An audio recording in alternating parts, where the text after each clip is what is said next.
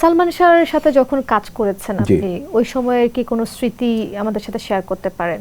হ্যাঁ, সালমান শাহ বললাম না যে সালমান শাহের সাথে আমার আশা ভালোবাসার ছবিতে আমার মানে আমি তখন তো মানে গ্যাপ ছিল, নতুন মুখে নায়ক করছে, এক দুটো করেছি, আবার ফিল্মে ভিলেন করতে এসেছি, তো আমার সব কিছু একটু গ্রেড বি সিতে ছিল।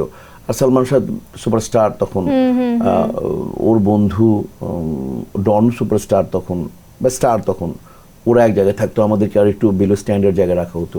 সবার আগে মেকআপ নিতাম, আমার মানে 4 জনের সাথে রুম শেয়ার করতে হতো।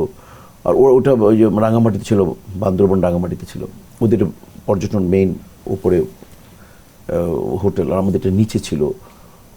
তো এরকম করতে করতে 2 দিন আমি সবার আগে মেকআপ নিয়ে সবার আগে বাসে উঠি, 2 দিন শুটিং হয় না, 3rd ডে তো আমার শুটিং পুরো দিন চলে যাচ্ছে। লাস্টে অ্যাসিস্ট্যান্ট এসে বলতেছে আপনার, আমি সেভাবে আসেন আপনার শর্ট কী শর্ট একটা, যে আমি দেখবো যে এই একটু প্রায় আমাকে বললো যে আপনি দেখতেছেন যে আপনি যাকে ভালোবাসেন সাবরিনা নায়িকার নাম, সালমান ওকে ভালোবাসে, বাট আপনি তো মোড়ল, আপনি তো জমিদার এখানকার, আপনি মেনে নিতে পারছেন না, ওরা গরিবের ছেলে সালমান, এটা মেনে নিতে পারছেন আপনি। এবং আপনি তখন একটা ছোট্ট একটা ধমক বলবেন যে শুয়োরের বাচ্চা, তো ওই একটা শব্দ বলবো আমি। ওইটা যখন আমি বলেছিলাম, ওটা মানে বান্দরবন একটু পাহাড়ের উপরে শুটিং, বান্দরবন তো ইকো হয় কিন্তু সাউন্ড একটু, তখন আমি ফার্স্ট যে ডায়লগটা বলেছিলাম যে শুয়োরের বাচ্চা, তো এইটুকু ওকে, আমি না ভয় পেয়ে গেছি সত্যি সত্যি। তখন সালমান এটা শোনার পরে সবাই চুপ হয়ে গেছে।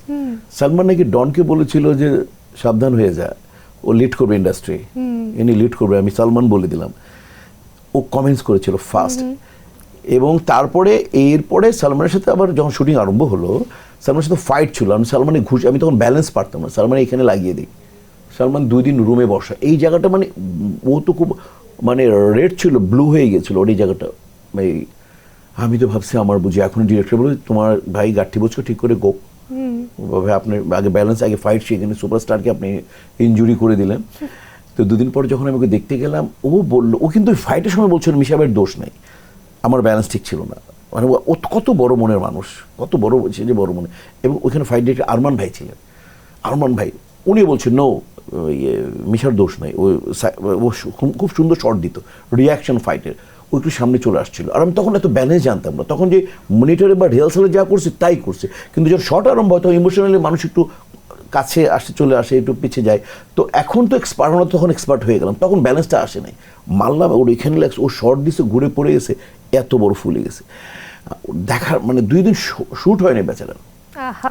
তারপর সালমান বললেন হিসেবে আপনার কোনো দোষ নেই, কোনো চিন্তা করে, আপনি খুব ভালো কাজ করতেছেন, করেন। আচ্ছা ভাইয়া, ও তারপরে শুনুন, আশা ভালোবাসা ছবি ডাবিং করে ফেলছি, আমি অন্য ছবি শুটিং করতেছি, বললাম না আশা ভালোবাসা আউটডোর থেকে এসে আমি ব্যস্ত, ছবি রিলিজ হয় না, ছবি তো আমি ব্যস্ত হবো রিলিজের পরে।